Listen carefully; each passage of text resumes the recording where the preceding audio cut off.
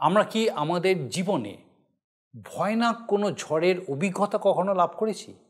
সেই ঝড়ের সময়ে তার প্রচণ্ড প্রভাবে আমরা কি কখনো আতঙ্কিত হয়ে পড়েছি? কখনো কি সেই ধ্বংসলীলার মধ্যেও আমরা আবার ভালো কিছু লক্ষ্য করতে পেরেছি? কখনো কি সেই ধ্বংসলীলায় ভালো কিছু হওয়া সম্ভব? সেই ঝড়, সেই প্রলয়ের শেষে কি আমরা কোনো নতুন সৃষ্টির লক্ষণ দেখতে পেয়েছি?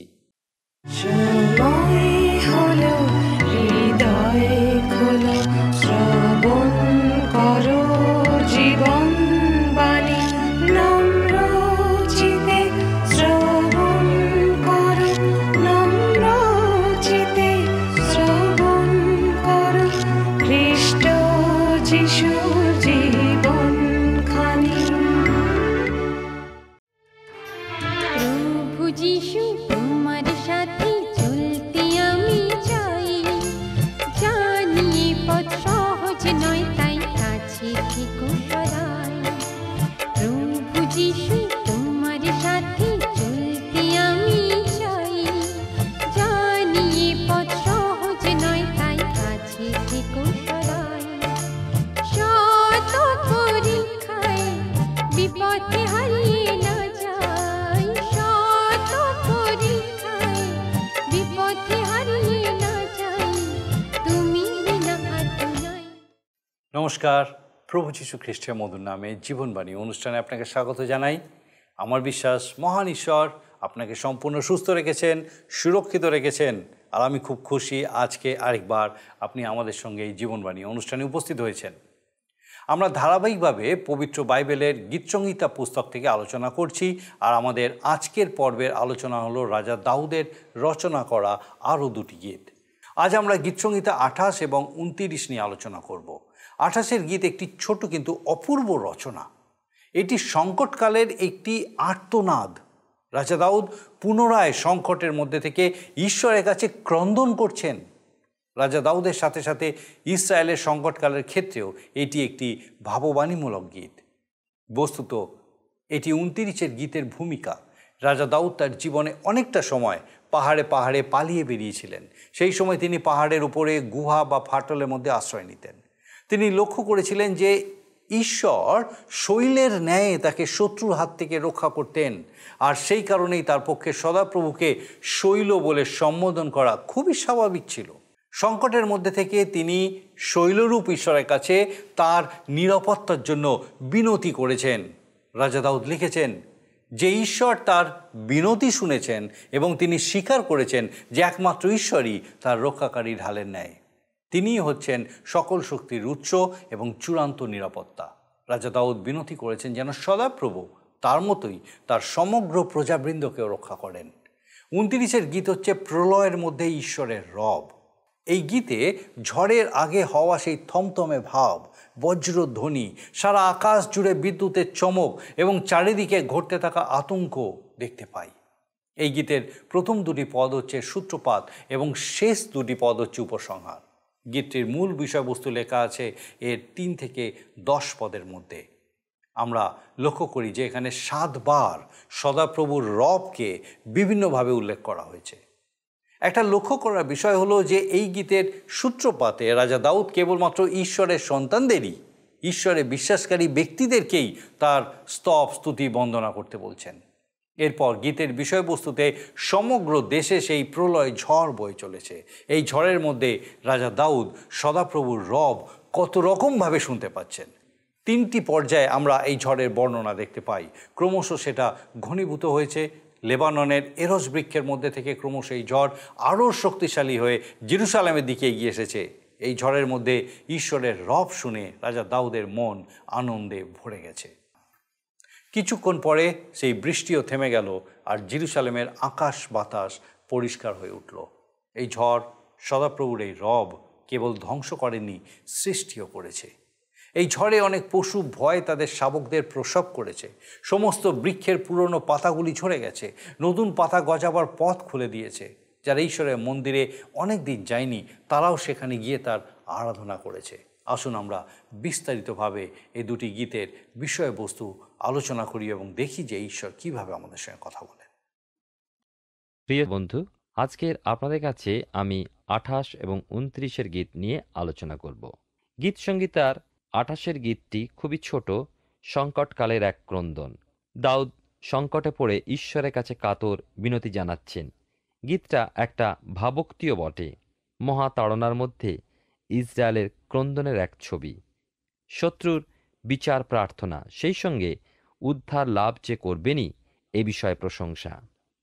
এই গীতটা পরবর্তী 29 গীতের যেন প্রারম্ভিক পরিচয়।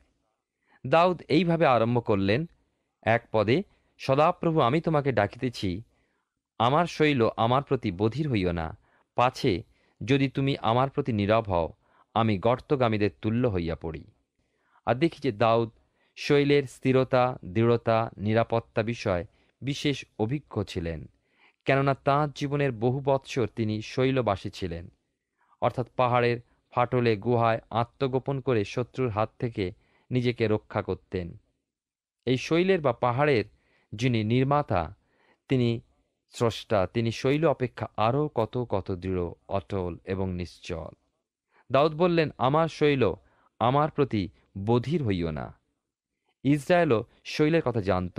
নিশ্চয়তা ও নির্ভরতার প্রতীক শৈলকে তারা জেনেছিল। বিদীর্ণ শৈলের বাড়ি পান করে জীবন লাভ করেছিল। তথাপি তারা শৈলকে প্রত্যাখ্যান করেছিল। যে ইসরায়েল জাতিকে ঈশ্বর সৃষ্টি করলেন, বৃদ্ধি দিলেন, উদ্ধার করলেন, তারাই তাকে যথেষ্ট শ্রদ্ধা জানাল না, উপরন্তু পরিত্যাগ করল। শৈল যে গৃহের ভিত্তি, সে গৃহ প্রলয় প্লাবনে পড়ে যায় না, স্থির থাকে। সেই গৃহে যাদের আশ্রয়, তারা নির্ভয় নিশ্চিন্তে বাস করে। আজকের দিনে বিশ্বাসীরাও ওই শৈলের কথা জানেন। সাধু পৌল বাইবেলের নতুন নিয়মে 1 কোরিন্থীয় 3:11 পদে লিখেছেন, কেননা যাহা স্থাপিত হইয়াছে তাহা ব্যতীত অন্য ভিত্তিমূল কেহ স্থাপন করিতে পারে না, তিনি যীশুখ্রিস্ট। 2 পদে দেখি দাউদ বলছেন যে দাউদের সময় পবিত্র বাণী আসত অনুগ্রহ সিংহাসনের মাধ্যমে। এখন প্রভু যীশু সেই স্থান নিয়েছেন, সুতরাং আমাদের সেই যীশুকেই অবলম্বন করে ধরে থাকতে হবে। 6 পদে আছে, ধন্য সদাপ্রভু যিনি আমার বিনতির রব শুনিয়াছেন। দাউদ এখন যা বলছেন, ঈশ্বর আমাদের প্রার্থনা শোনেন এবং উত্তর দেন। 28 গীতের 7 থেকে 9 পদে আমরা দেখতে পাই, সদাপ্রভু আমার বল ও আমার ঢাল, আমার অন্তঃকরণ তাহার উপরে নির্ভর করিয়াছে, তাই আমি সাহায্য পাইয়াছি। এজন্য আমার অন্তঃকরণ উল্লাসিত হইয়াছে, আমি নিজ গীত দ্বারা তাহার প্রশংসা করিব। সদাপ্রভু আপন লোকদের বল, তিনি আপন অভিষিক্ত ব্যক্তির ত্রাণদুর্গ। তোমার প্রজাদিগকে ত্রাণ করো, নিজ অধিকারকে আশীর্বাদ করো, তাহাদিগকে পালন করো, চিরকাল বহন করো। ঈশ্বর মহাপরাক্রমী, তাঁর কাছেই সকল ক্ষমতা। আবার তিনি হচ্ছেন ঢাল ও রক্ষা দুর্গ। দাউদ বলছেন ওই কথা তাঁর জীবনের অভিজ্ঞতা থেকে। কিন্তু আমরা বলি, তিনি কি আমাদের বল? তিনি কি আমাদের রক্ষা দুর্গ? যদি আপনার হৃদয় বিশ্বাস থাকে, নির্ভরতা থাকে, অবশ্যই তিনি আপনার ত্রাণদুর্গ ও আপনার বল। যদি আপনি তাতে নির্ভর করেন, তিনি আপনাকে সাহায্য করবেন, আপনার প্রার্থনা শুনবেন, উত্তর দান করবেন। যখন ঈশ্বর প্রার্থনা শোনেন ও উত্তর দেন, তখন কি হয়? দাউদ বলছেন, আমি নিজ গীত দ্বারা তাঁর প্রশংসা করিব। প্রিয় শ্রোতা বন্ধু, আপনিও আপনার প্রার্থনার উত্তর পাচ্ছেন, তাঁর প্রশংসা করুন। আমরা যেন প্রশংসা ও ধন্যবাদ দিতে ভুলে না যাই। তিনি আপন অভিষিক্ত ব্যক্তির ত্রাণদুর্গ। এই অভিষিক্ত ব্যক্তি কে? ইনি খ্রিস্ট মসীহ, ইসরায়েলের ত্রাণকর্তা। তিনি সকলা ত্রাণকর্তা, তিনি আসছেন। দাউদ বিনতি করছেন, তোমার প্রজাদিগকে ত্রাণ করো। তিনি পালক, আপন মেষদের রক্ষণাবেক্ষণ করবেন। যিশায়া বলেছেন 40 পদে, তিনি মেষপালকের ন্যায় আপন পাল চড়াইবেন এবং কোলে করিয়া বহন করিবেন, দুগ্ধবতী সকলকে তিনি ধীরে ধীরে চালাইবেন। এবারে আমি আসব 29 গীতে। এই গীতটা দাউদেরই আবার লেখা, প্রকৃতি সম্বন্ধীয়, তবে ওই বিষয় এটি প্রথম গীত নয়, কেননা গীত সংহিতা 8 গীতে আমরা শুনেছি সৃষ্টি বিষয়ে বর্ণনা দিতে গিয়ে দাউদ রাত্রের আকাশের দিকে চাইছেন এবং চন্দ্র, তারকা, আকাশমণ্ডল বিষয়ে বলেছেন। গীত সংহিতা 19 গীতে দাউদ প্রাতঃকালীন পৃথিবীর বর্ণনা দিয়েছেন। গীতসংহিতা 29 গীতে দাউদ প্রলয়, ঝড়ের, প্রকৃতির তাণ্ডব বিষয় বর্ণনা করেছেন। তবে মনে রাখতে হবে যে সকল কিছুর মধ্যে ঈশ্বরের গৌরব, তার পরাক্রম ও প্রতাপ প্রকাশ করেছেন। আমরা যদি জেরুজালেমের ম্যাপের দিকে দেখি, তবে আমরা দেখব যে পাহাড়ের উচ্চতম অংশে নগরটা অবস্থিত এবং নগরের উচ্চতম অঞ্চলে ছিল রাজা দাউদের এরস কাষ্ঠ নির্মিত প্রাসাদ। ওই প্রাসাদ থেকে রাজা দাউদ চতুষ্পার্শ্বের প্রচণ্ড ঝড় ও বজ্রের তাণ্ডব দেখেছিলেন। দাউদের প্রাসাদে আসুন।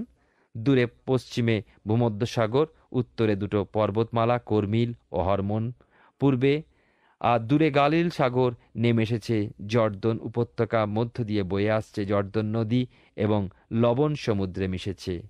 উত্তরের কর্মিল ও হরমোন পর্বতের কিছু নিচে সমরিয়া, এবেল পর্বত ও গেরিজিম পর্বতমালা। জেরুজালেমের পশ্চিমে দূরে আমরা দেখতে পাই পূর্বে জিরিহনগর, দক্ষিণে জিহুদার প্রান্তর ও বনভূমি।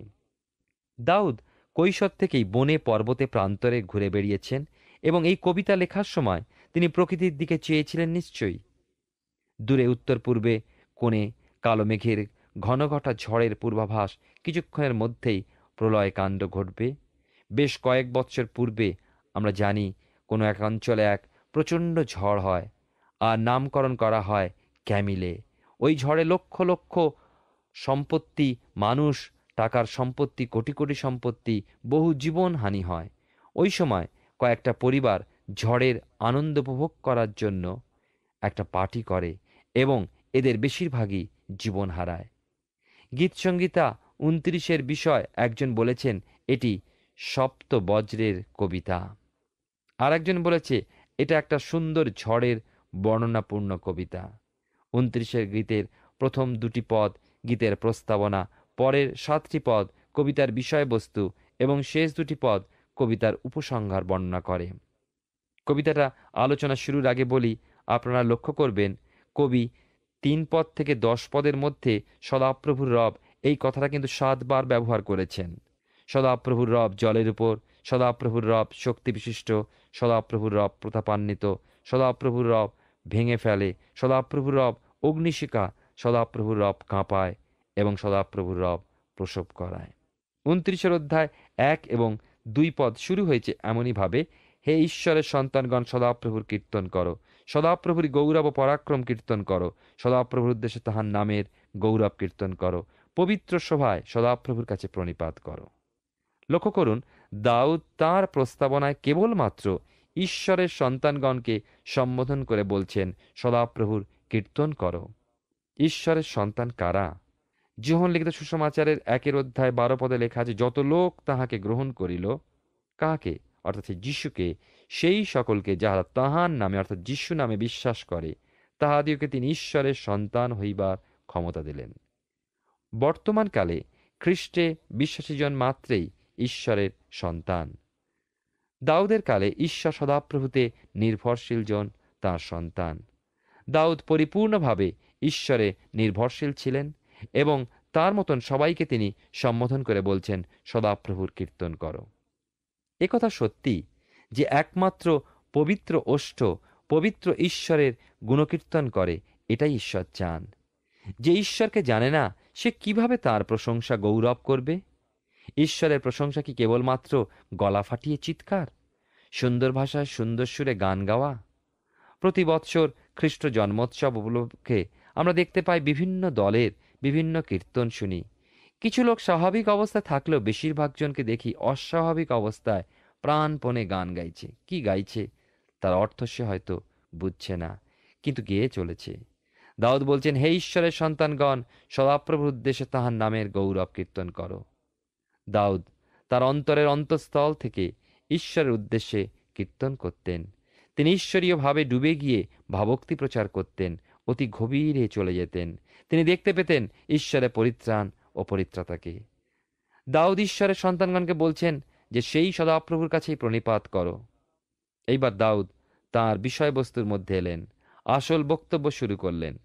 এর আগেই বলেছি যে দাউদের প্রাসাদ পর্বত উপরে জেরুজালেমের এক উচ্চ স্থানে অবস্থিত এবং সেই স্থান থেকে উত্তর, দক্ষিণ, পূর্ব, পশ্চিমে বহুদূর পর্যন্ত দেখতে পেতেন। দাউদ যখন প্রস্তাবনা দিচ্ছেন, দূরে ঝড়ের মেঘ গতি পেয়েছে, তুমুল ঝড় উঠে এসেছে, আর দাউদ গেয়ে উঠলেন ৩-৪ পদে, জলের উপরে সদাপ্রভুর রব গৌরবান্বিত, ঈশ্বর বজ্রনাদ করিতেছেন, সদাপ্রভু জলরাশির উপরে বিদ্যমান, সদাপ্রভুর রব শক্তি বিশিষ্ট, সদাপ্রভুর রব প্রতাপান্বিত। ঝড় শুরু হয়েছে, দূরে উত্তর পশ্চিমে দৃষ্টিপাত করলেন, আর দেখতে পেলেন কালো ঘন ঘটা, ঘন বিদ্যুৎ চমকাচ্ছে, বাজ পড়ছে, ঝড় ক্রমশ বাড়ছে। এবার ঝড় জেরুজালেমের দিকে এগিয়ে আসছে। দাউদ প্রতিবার মেঘ গর্জনের ও বর্জনের মধ্যে ঈশ্বরের রব শুনেছেন। দাউদ প্রাসাদের বাতায়ন দিয়ে চেয়ে আছেন দূরে, ঝড়ের দিকে ক্রমশ বায়ু তার বাতায়নে এসে পৌঁছালো। কালো মেঘ কুণ্ডলী পাকিয়ে ছুটে আসছে, মনে হচ্ছে ঈশ্বরের ক্রোধের শ্বাস। সূর্য ঢেকে গেল, দিবাভাগে আধার ছেয়ে গেল। মেঘের গুড়গুড় ধ্বনি, বিদ্যুতের চমক, বজ্রের আওয়াজে চারিদিকে ছেয়ে গেল। এই ঝড় গ্রীষ্মকালীন ঝড় নয়, বা সাধারণ ঝড় নয়। জগতে বর্তমানকালে কতকগুলি বড় বড় ঝড়ের নাম আমরা শুনি, যেমন হ্যারিকেন, টাইফুন, কালবৈশাখী, ক্যামিলে ইত্যাদি। এই ঝড় তেমনি একটি। ভূমধ্যসাগর ফুলে উঠে ঢেউগুলো বজ্রনাথের তীরে ভেঙে পড়ছে, উত্তর হতে দক্ষিণে বিস্তৃত হচ্ছে। জেরুজালেমও বাদ পড়বে না এই প্রচণ্ড ঝড়ের হাত থেকে। ক্রমশ এগিয়ে আসছে ঈশ্বরের রব শক্তি বিশিষ্ট, সদাপ্রভুর রব প্রতাপান্বিত। আমরা দেখতে পাই এর পরের অংশে, বিশেষ করে যে 29 গীত নিয়ে আমরা আলোচনা করছি, 5 পদে আমরা দেখতে পাই লেখা আছে, সদাপ্রভুর রব এরস বৃক্ষ ভাঙিয়া ফেলিতেছে, সদাপ্রভুই লিবাননের এরস বৃক্ষ খণ্ড বিখণ্ড করিতেছেন। দাউদের দৃষ্টি ওই দূরে লিবানন পর্বতে দীর্ঘ এরস বৃক্ষের বনরাজির প্রতি। ঘন ঘন বজ্রপাত, মেঘের মধ্যে গুড়গুড় ধ্বনিতে লিবানন কাঁপছে। বনের গাছগুলোর উপরে বজ্রপাত হচ্ছে, পাশে হরমোন পর্বত কেঁপে উঠছে। শিকারী কুকুরের মুখের মধ্যে খরগোশ যেমন কাঁপতে থাকে। সৃষ্টির আদিতে দাউদ সেদিন যেখানে উপস্থিত ছিলেন না, সদাপ্রভুর রব বলেছিল, ভূমি তৃণ বীজোৎপাদক ঔষধি ও সবীজ শস জাতি অনুযায়ী ফলের উৎপাদক ফুল বৃক্ষ ভূমির উপরে উৎপন্ন করুক, তাহাতে সেইরূপ হইল। আর আজকের দাউদ এক মনে চেয়ে আছেন প্রচণ্ড ঝড়ের দিকে। ঈশ্বরের রব সুদীর্ঘ সুদৃঢ় এরস বৃক্ষগুলোকে খণ্ড খণ্ড করে দিচ্ছে। ছোট ছেলে হাতে এক খণ্ড কাঠ ভাঙবার চেষ্টা করছে, পাচ্ছে না। বাবার হাতে দেওয়া মাত্র বাবা অক্লেশে ভেঙে দুটুকরো করে দেয়। ছেলে ভাবে বাবার কত শক্তি। দূরের ওই এরস বৃক্ষ কুঠার ও করাত দিয়ে কাটতে হয়, কিন্তু ঈশ্বরের রবের কি প্রচণ্ডতা! ঝলকে ঝলকে বৃক্ষ খণ্ড খণ্ড হয়ে যাচ্ছে। ক্রমশ ঝড় জেরুজালেমের কাছে এসে পড়েছে, রাজকীয় ছন্দে গতিতে এগিয়ে আসছে। দেখলে প্রাণে ভয় হয়। বজ্রের তালে তালে মেঘ গর্জনের সাথে ছন্দ মিলিয়ে পাহাড় পর্বত ডিঙিয়ে জেরুজালেমের প্রাচীরের গায়ে এসে আছড়ে পড়ল। ঈশ্বরের রবের প্রচণ্ডতা, প্রতাপ ও পরাক্রম দেখে দাউদের হৃদয় আনন্দে ভরে গেল। তিনি এবার গেয়ে উঠলেন 6-7 পদে। তিনি নাচাইতেছেন তাহাদিকে গোবৎসের ন্যায়, লিবানন ও সিরিয়নকে গবায় শাবকের ন্যায়। সদাপ্রভুর রব অগ্নিশিখা বিকিরণ করিতেছে। বজ্রবিদ্যুৎ এখন জেরুজালেমের উপরে এসে ঝাঁপিয়ে পড়েছে। ক্ষণে ক্ষণে আধুনিক কালের আমরা দেখতে পারি বড় বড় কামানের গর্জনের মতো বজ্রধ্বনি, সারা পর্বত কেঁপে উঠছে। নগরের ঘর বাড়ি মনে হচ্ছে গুঁড়ো হয়ে যাবে। জানালা দরজা বা চাপে ভেঙে যাচ্ছে। পথে লোকজন শূন্য, মানুষ আশ্রয় ছেড়ে বাইরে আসতে সাহস পাচ্ছে না। নগরের মানুষের মুখে কোনো রকম শব্দ নেই, চারিদিকে মৃত্যুর নীরবতা। জল্লাদের প্রাণনাশী তরবারি যেন নেমে আসার পূর্বে যে নীরবতা তেমনি। আর দূরে কিদ্রোন উপত্যকায় মাঝে মাঝে কুকুরের ডাক শোনা যাচ্ছে। হঠাৎ আকাশ ভেঙে বৃষ্টি নামল। বায়ুর বেগে বৃষ্টির জল জেরুজালেমের দেওয়ালগুলো ধুয়ে দিচ্ছে। রাজবাড়ি থেকে শোনা গেল কোথায় যেন একটা দরজা ভেঙে গেল।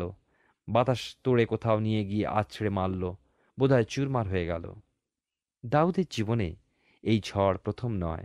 পাহাড়ে, পর্বতে, গুহায়, বনে লুকিয়ে কাটাবার সময় এমন ঝড়ের মধ্যে কাটিয়েছেন। কিন্তু আজ রাজপ্রাসাদের বসে এই প্রচণ্ড ঝড়ের মাঝে সদাপ্রভুর রব তিনি শুনলেন। 8 পদে লেখা আছে 29 গীতে, সদাপ্রভুর রব প্রান্তরকে কম্পমান করিতেছে, সদাপ্রভু কাদেশের প্রান্তরকে কম্পমান করিতেছেন। দাউদ দেখছেন ঝড় জেরুজালেম ছেড়ে দক্ষিণে জিহুদার প্রান্তরে নেমে গেছে। বৃষ্টিও শেষ হয়েছে। নগরে ধীরে ধীরে লোকজন পথে বার হচ্ছে, একটা দুটো করে দরজায় জানলাও খুলছে। দাউদ এবার দক্ষিণ পশ্চিমের দিকে দৃষ্টিপাত করলেন। ঝড় ওই দিকেই চলে গেছে এবং এতক্ষণে জিহুদা প্রান্ত ছাড়িয়ে কাদেশে পৌঁছেছে এবং ঝড়ের প্রকোপে কাদেশ কম্পমান। আর কিছুক্ষণের মধ্যেই ওই ঝড় হয়তো সিনাই পর্বতে গিয়ে শেষ হয়ে যাবে। এবার আবার জেরুজালেমের দিকে ফিরে দেখলেন আকাশ বাতাস পরিষ্কার হয়ে গেছে। দাউদ কান পেতে শুনতে লাগলেন। ঝড়ের গর্জন মিলিয়ে গেছে। দূরে কিদ্রোন উপত্যকা থেকে প্রবল জলধারা বয়ে যাবার আওয়াজ তার কানে এসে পৌঁছালো। দাউদের চিন্তা চলে গেল বনের ধারে, আর এবার গানে সংযোজন করলেন নতুন কথা 9 পদে 29 গীতে। সদাপ্রভুর রব হরিণীদিগকে প্রসব করাইতেছে, বনরাজিকে পত্রহীন করিতেছে, আর তাহার মন্দিরে সকলেই বলিতেছে গৌরব। দেখুন, ওই যে প্রচণ্ড ঝড় বয়ে গেল অবশ্যই ক্ষতি সাধন করেছে, কিন্তু দাউদ তার কল্পনার দৃষ্টিতে দেখছেন দূরে বনের মাঝে বনপশুর দল ভীত হয়ে পড়েছিল এবং গর্ভবতী হরিণী ওই ভয়েতেই শাবক প্রসব করেছে। দাউদ বললেন, সদাপ্রভুর রব হরিণীদিগকে প্রসব করাইতেছে। আবার ঝড়ের শেষে গাছপালাগুলির দিকে চেয়ে দেখি ঝড়ের প্রকোপে বহু পাতা ঝরে পড়েছে। দাউদ বলছেন, সদাপ্রভুর রব বনরাজিকে পত্রহীন করেছে। নগরের দিকে চেয়ে দেখলেন যারা অনেক দিন মন্দিরে যায়নি তারা ঝড়ের শেষেই মন্দিরে ছুটে গিয়েছে, তারা ঈশ্বরকে ডাকতে গেছে। প্রিয় শ্রোতা বন্ধু, প্রিয় ভাই ও বোন, আমরা সব সময় ব্যস্ত, কিন্তু দুর্যোগ ঘনিয়ে আসলে, সংকট ঘিরে ধরলে তখনই ছুটে যাই, হে ঈশ্বর বাঁচাও। ঝড় থেমে গেছে, বৃষ্টি বন্ধ হয়েছে, পৃথিবী মনে হচ্ছে কত শান্ত। দাউদ তার গীতের উপসংহারে এলেন আর বললেন 10 পদে, সদাপ্রভু জলপ্লাবনে সমাসীন ছিলেন, সদাপ্রভু চিরকাল তরে সমাসীন রাজা। যে মহাঝড় বয়ে গেল তা সদাপ্রভুর নির্দেশক্রমে হলো, যেমন আদিপুস্তক 6:17 পদে লেখা আছে। আর দেখো, আকাশের নিচে প্রাণবায়ু বিশিষ্ট যত জীবজন্তু আছে সকলকে বিনষ্ট করণার্থে আমি পৃথিবীর উপরে জলপ্লাবন আনিব, পৃথিবীস্থ সকল প্রাণ ত্যাগ করিবে। আবার দেখি ইয়োবের পুস্তকের 38 অধ্যায় 8 এবং 25 পদে ইয়োব বলছেন, কে কবাট দিয়া সমুদ্রকে রুদ্ধ করিল, যখন তা নির্গত হইল, গর্ভাশয় হইতে বাহির হইল? অতিবৃষ্টির জন্য কে প্রণালী কাটিয়াছে, বজ্র বিদ্যুতের জন্য কে পথ করিয়াছে? 11 পদে লেখা আছে, সদাপ্রভু আপন প্রজাদিগকে বল দিবেন, সদাপ্রভু আপন প্রজাদিগকে শান্তি দিয়া আশীর্বাদ করিবেন। ঝড়ের মধ্যে ঈশ্বরের পরাক্রম ও ক্ষমতা দেখেছি, আবার ঝড়ের মাঝে সদাপ্রভুই তাঁর প্রজাদের শক্তি যোগান। ঠিক এমনিভাবেই আমাদের জীবনে যখন ঝড় আসে, তিনি এই ঝড়ের মধ্যে চলতে আমাদের সাহায্য করেন এবং ঝড়ের শেষে আমাদের প্রাণে যে শান্তি এনে দেন তার তুলনা নেই। মহাঝড় সারা দেশ তোলপাড় করতে পারে, কিন্তু ঈশ্বর সকল কিছু তাঁর নিয়ন্ত্রণে রাখেন। আমাদের জীবনের সকল অবস্থায় যা কিছু ঘটে সবই তাঁর নিয়ন্ত্রণে থাকে এবং তিনি তাঁর প্রজাদের শান্তিদানে আশীর্বাদ দেন। এই গীতের মধ্যে যে ভাবুক্তি পাই সেটা হচ্ছে ইসরায়েল জাতির জন্য আগামী দিনের মহাক্লেশ, কিন্তু ঈশ্বর তাঁর প্রজাদের সেই মহাক্লেশের মধ্যে দিয়ে নিয়ে যাবেন। অর্মাগিদনের যুদ্ধ এগিয়ে আসবে, উত্তর দিগতে শত্রু এসে দেশ ছেয়ে ফেলবে, কিন্তু মহা ঝড়ের মাঝে ঈশ্বর আছেন এবং সকলেই তাঁর নিয়ন্ত্রণে থাকবে।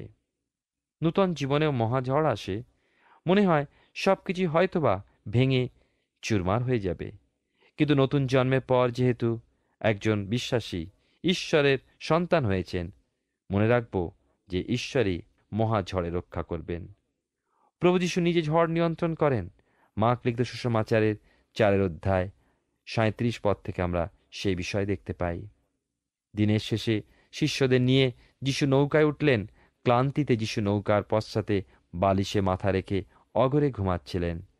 সমুদ্রে মহাঝড় উঠল, শিষ্যরা ভয়ে বিভ্রান্ত হয়ে পড়ল। আর আমরা দেখতে পাই, প্রভু প্রভু শীঘ্র উঠুন, আমরা মারা পড়লাম, শিষ্যরা চিৎকার করে উঠল। যীশু উঠে ঝড়কে ধমক দিলেন, ঝড় মুহূর্তে শান্ত হলো। তিনি শিষ্যদের বললেন, তোমরা এত ভীরু হও কেন? এ কেমন যে তোমাদের বিশ্বাস নাই? প্রিয় শ্রোতা বন্ধু, প্রিয় ভাই ও বোন, এই জগতে বহু লোক ঝড়ের মধ্যে দিয়ে চলেছে, জীবনের ঝড়।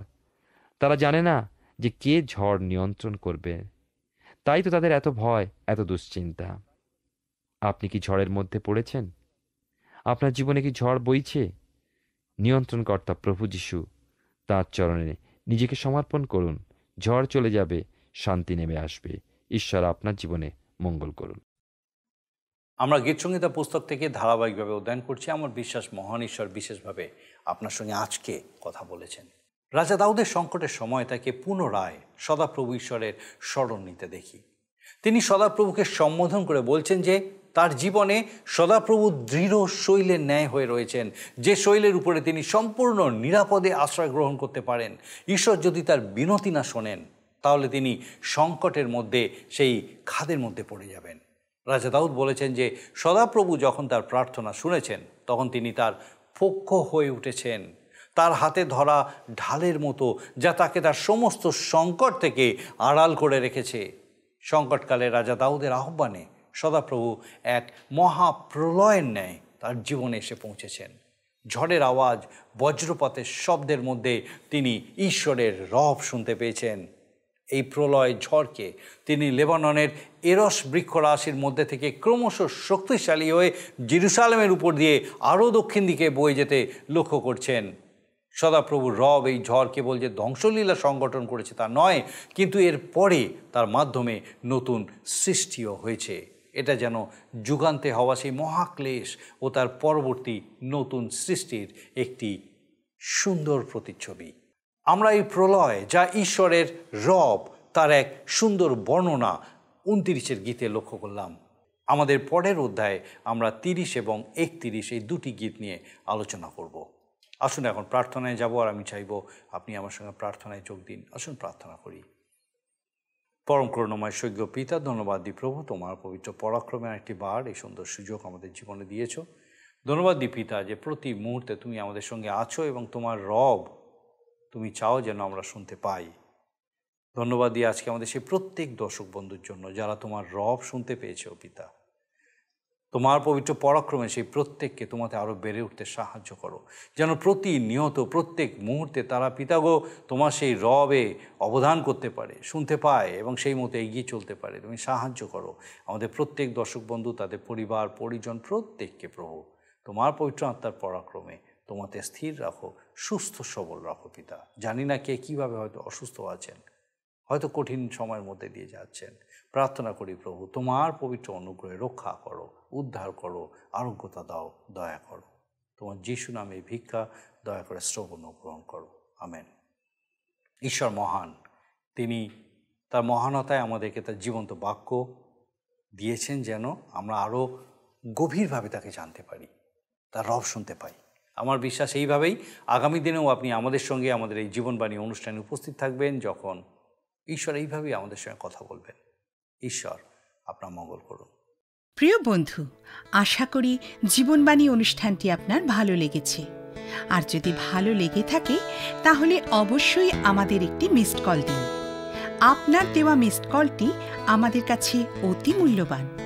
আমরা আনন্দের সাথে জানাই, প্রতিটা মিসড কল দাতাদের মধ্যে থেকে সপ্তাহের শেষে বিশেষ দর্শক বন্ধুকে বেছে নেওয়া হবে এবং সেই দর্শক বন্ধুকে পুরস্কৃত করা হবে ও সপ্তাহের শেষে তার ছবি ও নাম আমাদের অনুষ্ঠানে প্রকাশ করা হবে। গত সপ্তাহের বিজয়ী দর্শক বন্ধুরা হলেন বীরভূম থেকে অঞ্জন বিশ্বাস ও অঞ্জনা বিশ্বাস। আমাদের মিসড কল দেবার নম্বরটি হল 04449081 আপনি প্রার্থনা ও আরও অধিক জানতে আগ্রহী হলে আমাদের সঙ্গে অবশ্যই ফোনের মাধ্যমে যোগাযোগ করতে পারেন। আমাদের মোবাইল নাম্বার 9433497235 এবং আরেকটি হল 9433803755। আর আমাদের ঠিকানা টিভি স্ক্রিনে আপনারা দেখে নিন। ধন্যবাদ। ভালো থাকুন, সুস্থ থাকুন।